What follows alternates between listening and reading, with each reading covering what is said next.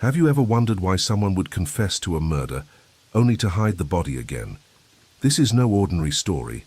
It's a real story, a mysterious case that began with a confession from inside the jail and a sentence that froze the investigators' blood.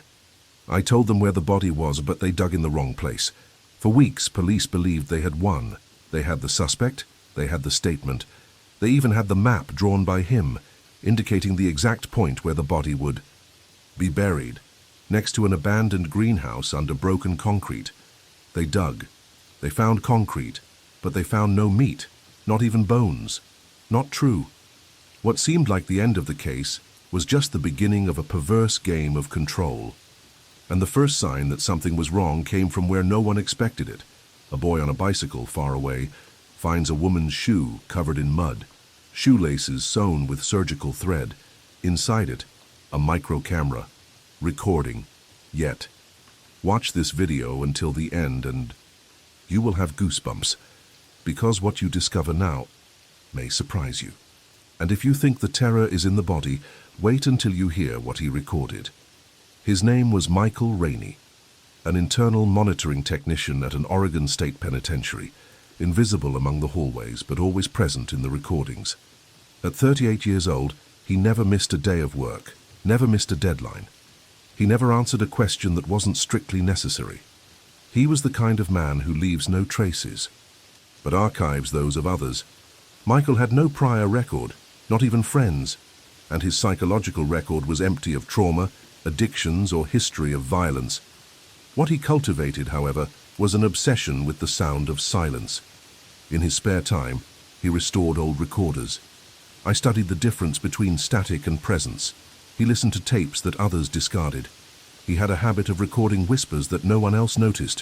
What his colleagues didn't know was that Michael treated time like a laboratory variable. I recorded not to remember, but to dissect. For him, death was not the end. It was a transition, a point between two noises. He was not driven by fury, desire, or impulse. It was driven by control, by engineering fear. And when he was arrested, it was for tax fraud. But his cell contained something much colder than fake papers, a still-running tape recorder. Because Michael didn't kill for pleasure. He would kill to listen. Michael Rainey never forgot a sound. Not ordinary sounds, horns, footsteps, voices, but the others, the ones that no one else notices. The noise between one sentence and another, the imperceptible creak when someone suppresses fear, the pause before the lie. He listened to everything, filed it away mentally, catalogued it with almost clinical precision. His world was made of intervals, and in between he built the method. A silence was not just silence, it was the consequence of something that preceded the collapse. He worked. The night shift. He monitored highly dangerous inmates with unblinking eyes. He knew exactly when someone was pretending to sleep, when they were hiding something, when the absence of movement was more dangerous than the movement itself. Colleagues said he was efficient.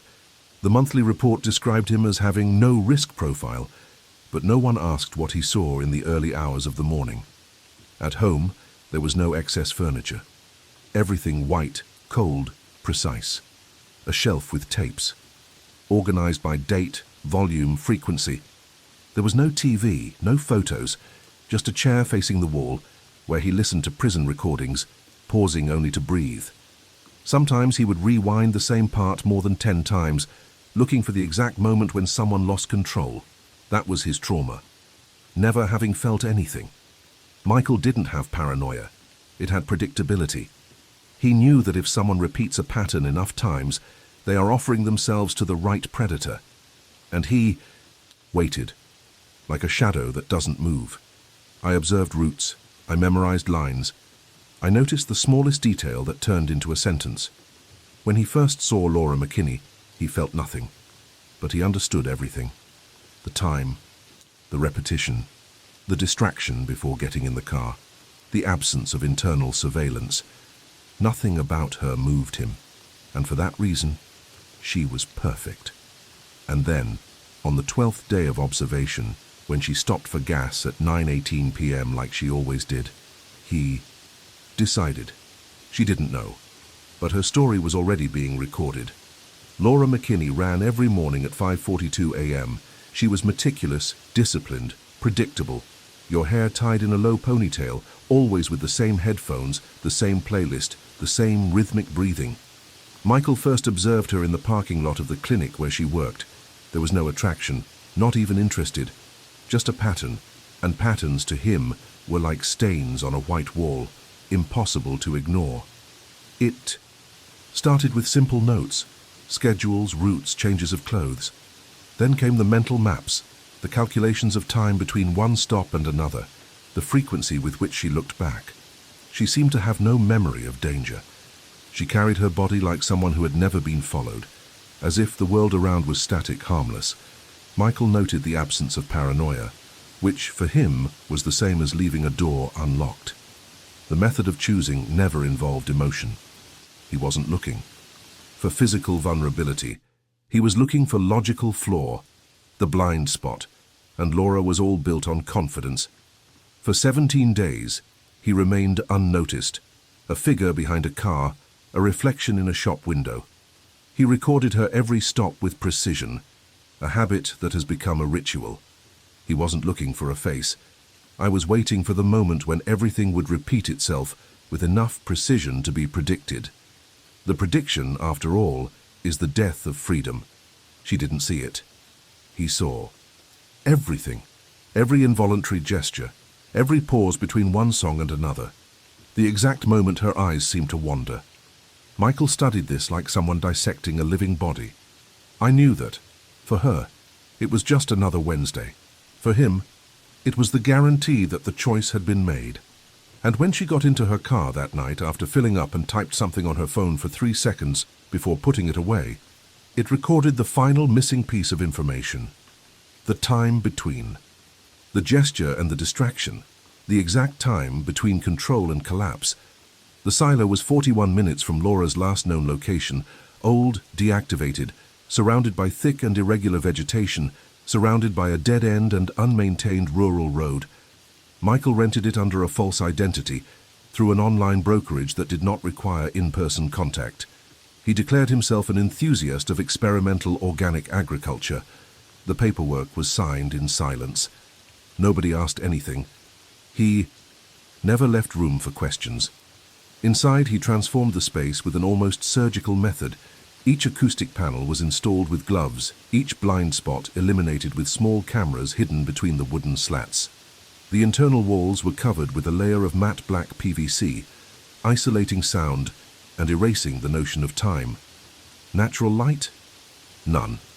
Just a single cold pendant lamp aimed at the exact center of the space, like an inverted interrogation where the victim is not allowed to see the face of the observer.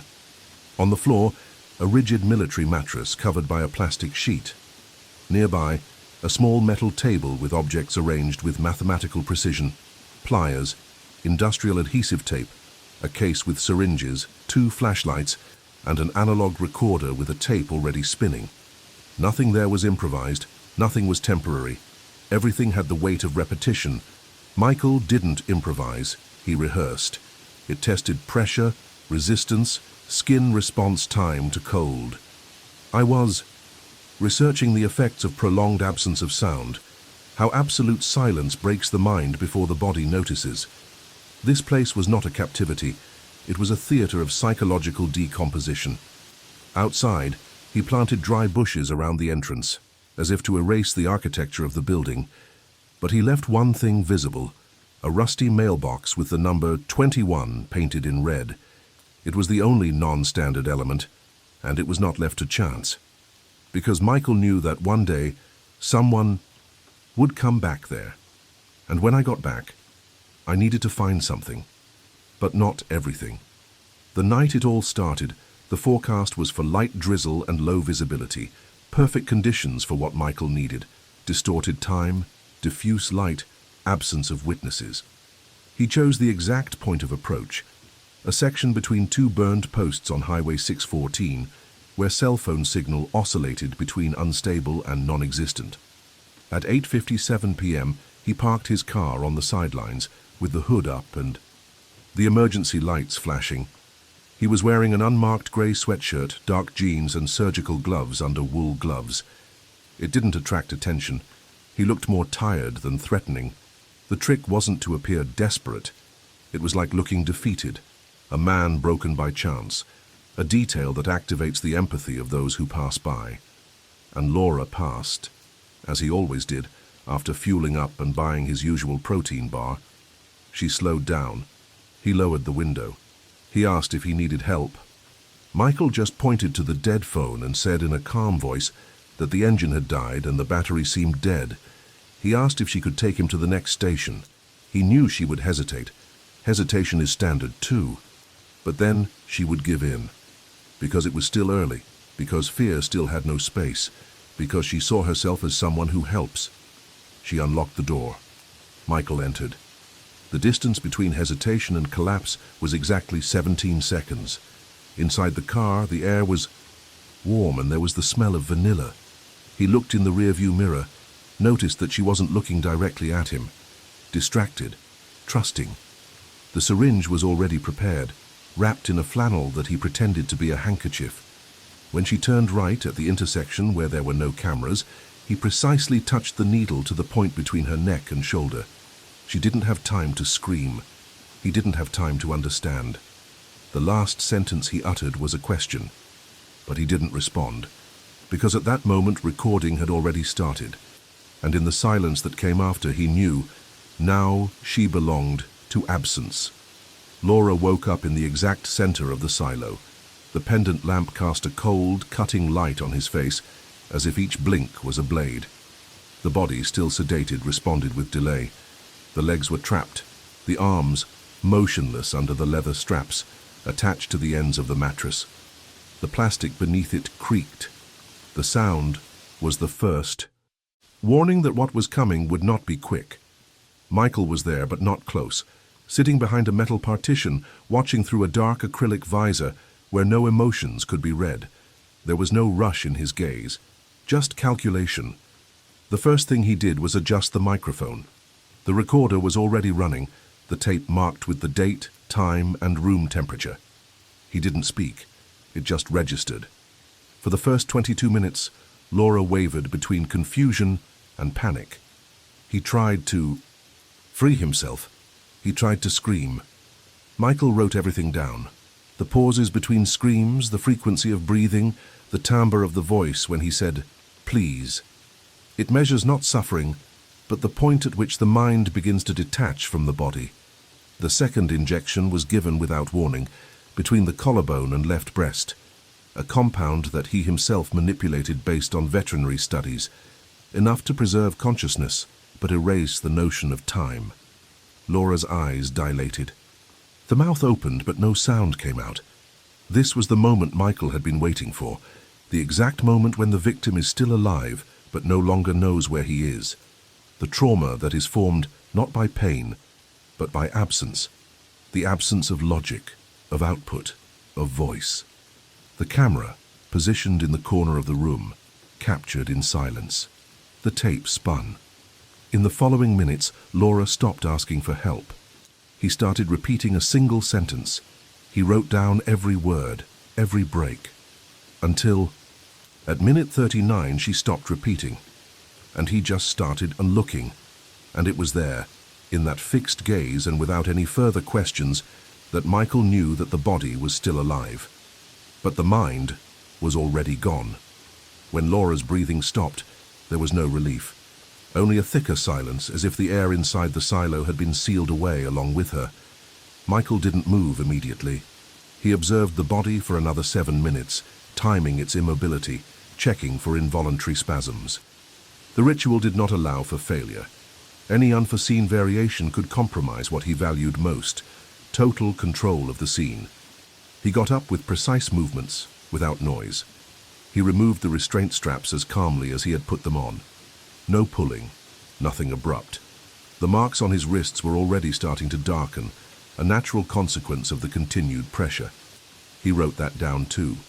Then he washed his hands, changed his gloves, and began cleaning. The plastic under the mattress was rolled up carefully, leaving no creases. Each tool was washed in isopropyl alcohol, and placed in individual bags. Not a drop of blood, not a hair out of place. The naked body was placed on new plastic, eyes still open. Michael closed them with his thumb, not out of respect, but for aesthetics. Cleaning the environment took 43 minutes. The smell of citrus disinfectant replaced the stagnant scent of fear. There was no more sound, no echo, just the unbreakable logic of an error-free scenario. The recorder was turned off, the tape removed and sealed with a heat seal. It would be filed with the others, organized not by names, but by reactions. Before leaving, he turned off the light and remained for a few moments in absolute darkness, testing the acoustics. It was an old gesture, a habit, the moment when he assessed whether his absence left a trace. When he was satisfied with the emptiness, he locked the silo door from the inside, accessed the lower hatch, and crawled out through an improvised tunnel. No one would ever find that passage. The scene didn't seem abandoned, it seemed suspended, as if it were waiting for the next visit. And outside, where the night was thick and still, Michael still carried something with him, something that wouldn't be clean, because he never left everything clean. The next part always required a reminder. Michael didn't bury the body. He positioned it. At the bottom of the silo, behind a false wall built with wooden boards camouflaged in dust and old mold, there was a cavity exactly 1.90 meters high, with a concrete base and thermal insulation.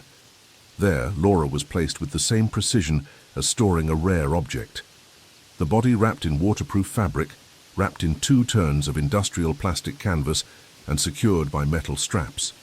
On the forehead, a small cut. Non-functional, symbolic. Next to the body, he left 2 items. An audio tape sealed with the date of death and a note folded in recycled paper. The note simply said, "She trusted time."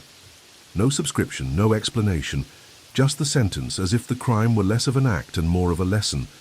The entrance to the chamber was sealed with lightweight concrete and painted to match the side walls. In the eyes of any visitor, even an attentive one, it was a continuous structure forgotten by time. But Michael knew that time never forgets. Time archives. He left clues, yes, but not to be found immediately. The clues were not to exonerate. They were to confuse, to induce an error, and he chose which mistake would be made. The last thing he dropped before leaving the silo was a shoe, not anywhere, but in a field 14 kilometers away, where the low vegetation would allow it to be discovered by chance. It was feminine, brown, stained with blood, but the important detail was inside. A micro camera still working, programmed to record in 47-second cycles. It didn't show the crime. It showed the after, the silence, the absence. Michael knew he would be discovered at some point, and that was part of it, because the body was hidden. But the terror needed to be remembered, and what came next was just the first mistake he had planned. It was a coincidence, a statistical error. A 12-year-old boy, borrowing his brother's bicycle, cutting through a rural field where no one had passed since the March rains. He saw the metallic glint among the low bushes, something out of the ordinary. He got off the bike, moved the branches aside and pulled. A women's shoe made of brown leather, with the laces sewn in an unusual way. It was dirty, heavy, cold. Inside, wrapped in a thin layer of plastic, was a device. A dark cylinder with a small viewfinder. The boy's father called the police as a precaution. At first glance, it was rubbish. But when they analyzed the contents of the micro camera, the story took shape. The video was fixed, motionless, a single angle, and yet disturbing. It displayed a closed, dark space where the ambient sound revealed more than the images. Breathe, stop, breathe, stop. Then silence, long, constant. And then a voice, almost imperceptible, almost whispered, "Now she never does it again." The footage was sent to the Forensic Media Analysis Department. While the recording was being studied, a technician noticed that the background sound contained something else, an acoustic reverberation pattern, something that resembled a reinforced metal structure. Cross-referencing the data with rural records from the region, they found a silo, Rented by a shell company, false address, forged document. The tactical team was activated. When they invaded the place, they did not find Laura, but they found the scene, the mattress, the lamp, the black panels, and a wall that didn't respond to sound like the others. Cameras captured everything: the tension, the still air, the imminent collapse. Behind the false wall, a hidden chamber. Cold, sealed, and even there, where the body had not yet been located, everyone knew it was already too late, because the truth was not in the victim. It was in the order of errors. And Michael, he already knew who would be next. Michael was already waiting. There was no resistance. When officers knocked on his door at 5:41 a.m., he was sitting in the dark, wearing the same grey cotton shirt he wore on his night shifts, the expressionless face, hands on lap, as if awaiting confirmation, not confrontation. The apartment was very clean, no sign of haste, no object. Out of place. At the police station, he did not ask for a lawyer, not even water, no justification. The only thing he did was stare at the mirrored glass of the interrogation room for 23 uninterrupted minutes. The detective watching him from behind the mirror later said it was like watching someone waiting for their own reflection. When he finally spoke, he said just one sentence: "I told you where the body was, but you dug in the wrong place." Nothing more. It was enough to unsettle the investigators. The recordings, the objects in the silo, the forged documents, everything pointed to him. But still, nothing was straightforward. Nothing added up. The body was missing. The end was missing. Michael did not answer questions. He simply listened to the questions as if he were analyzing a strange sound. Sometimes he closed his eyes as if he were testing the acoustics of the room. This behavior was described in the report as deviant, but not delusional. On the 4th day of custody, an expert discovered files hidden on one of the memory cards seized from his home. They were numbered folders, not with names, but with sounds, moans, whispers, isolated phrases spoken between tears, all recorded with exact date, time, and duration, all labeled as session, and all with the same final phrase, recorded in a low voice by him: "She knew," but only at the last second. Michael watched the movement of the investigators as if he were watching a script he himself wrote. He didn't react. It didn't correct. I wasn't afraid, because what they called confession, it was just the second act. On the 8th day of prison, during a silent dawn, Michael asked to speak. Not with a lawyer, not with a psychiatrist. He asked to be taken to the listening room, the one used to analyze sensitive audio. He just said he needed to hear his own silence. The agents hesitated, but they authorized it. They believed that, perhaps there, he would say something. Michael sat in front of. The monitors adjusted his headphones with almost ceremonial precision and sat in silence for 12 minutes before beginning to speak. What followed was no ordinary confession. There was no emotion. There was no regret. Every word sounded like a technical reading. He described the temperature of the silo on the night of the crime, the humidity of the air, the exact time it took Laura to lose muscle strength after the second injection. He spoke of the sounds she made, the words she repeated, the order in which she stopped resisting. "Between minute 34 and minute 39 there is a transition," he said. "Her mind didn't give up. She just stopped identifying with her body." One of the agents asked why he recorded everything. Michael replied without turning his face, "Because no one really listens to death, I listened." He showed one of the audios, a 37-second file where there is no screaming, no pleading, just irregular breathing, followed by a thick silence. At the end of the file, his own voice whispering, "Now it belongs to time." The room fell silent. Michael smiled almost imperceptibly. "You call it a confession, because you want an ending. But what I did, there is no end. There is a pattern." And before anyone could take him away, he said something that changed the situation. That was the 19th. The first, no one even found the sound. And then he put down the headphones, closed his eyes, and sank back into the darkness he created. but he still hadn't told everything, and what was missing was not in the words. During the second interrogation, Michael asked for the lights to be turned off, not out of sensitivity, but out of necessity. "The mind reveals more in the dark," he said, without changing his tone. The room was plunged into darkness. Only the recording was kept active. There was no lawyer, no need. What he was going to do was not a defense. It was a demonstration. He began by describing the silence. Not what came from outside, but what came from inside the body. The silence that appears when the victim realizes that they are alone in a structure built not to echo. He called this moment sonic collapse.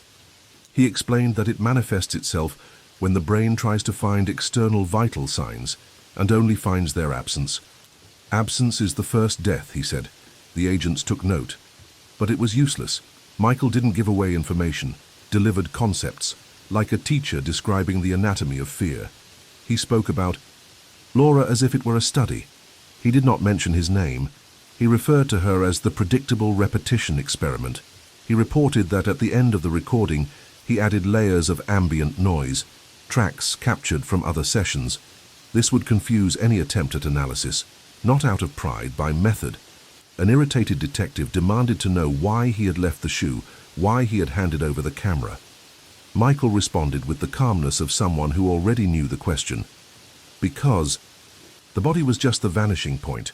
What I wanted them to find was the echo." Little by little, investigators realized that he did not confess to the crime. He led him. He was the one who chose what came to light. He was the one who decided what was revealed and what would be lost in the noise. And then, when asked about the real number of victims, he didn't hesitate. "They're not numbers. They're different sounds of giving up. Some you have heard, others are still being heard." It was at that moment that analysts understood. The confession that was just the first layer, and behind it there was something that not even silence could hide. For weeks the agents reviewed every recording, every report, every fragment of audio recovered from Michael's files. What began as an isolated homicide investigation turned into an acoustic puzzle where each piece hid more than it revealed. There were patterns, yes, but not temporal ones. Patterns of reaction, of desistance. It was the sound expert who noticed the most disturbing detail. The specific background frequency present in all the audio analyzed did not correspond to the silo where Laura was found. Some recordings had higher-pitched metallic reverberations. Others seemed to be captured in smaller underground spaces, different environments. That meant one thing: multiple scenarios, multiple executions. Michael didn't kill on impulse. He engineered a sequel, and Laura wasn't the first. It was just the most affordable. It was the cleanest, the most decipherable.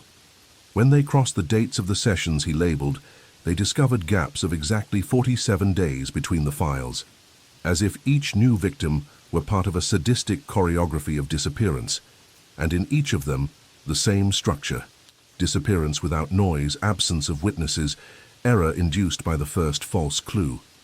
What seemed random was, in fact, a recurrence, a serial experiment that disguised itself as an isolated case. And then came the final revelation, not verbal but visual. When 3D scanning the tape that sealed one of the archive boxes found with Michael, they discovered microprints with geographic coordinates, uninvestigated places, each associated with an audio label, each potentially a tomb. Michael wasn't hiding victims, I was organizing them, like someone who archives evidence, hoping that one day someone will decide to listen to it. Laura was the beginning of public listening, but the purpose was greater, because Michael, Rainey's real experiment, never went to kill.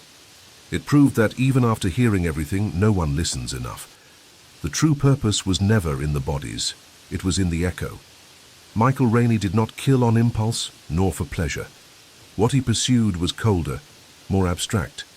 He wanted to capture the gap between the survival instinct and the acceptance of death. That moment when the mind stops fighting and starts observing. He called this the point of human silence.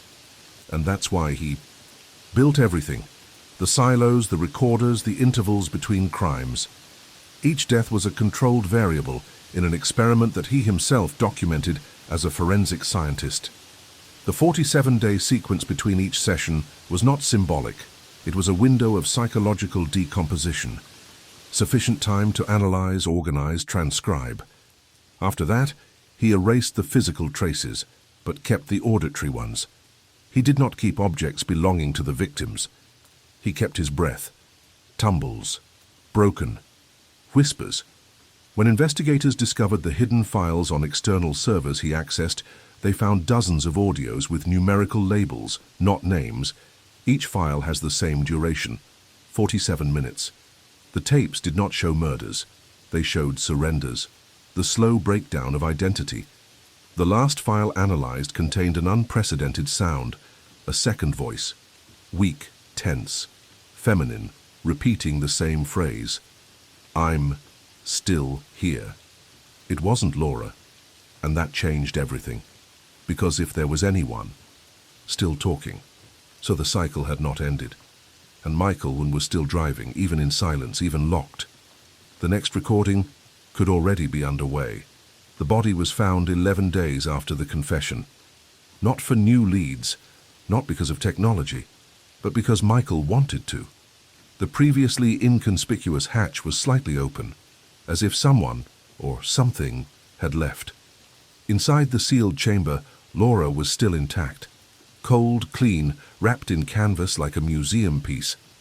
But it wasn't the body. That caught the expert's attention. It was the one next to him. A small analog recorder connected to a battery that had withstood the test of time was still spinning. When the coaches pressed play, they didn't hear screams, no pleading, just a muffled sound of breathing and a phrase repeated in a slow voice, "I'm still here." It was her, speaking quietly, as if you know you are being heard. Like someone who believes that somehow, on the other side of that silence, someone will find it. But Michael never allowed that. It didn't save her. He didn't respond, just recorded. Because for him, the real crime was not death. It was the weight. In prison, when told that the body had been found, he just bowed his head. I didn't say a word, but he whispered something to himself, almost inaudible, before turning his back. The mistake was thinking they had reached the end.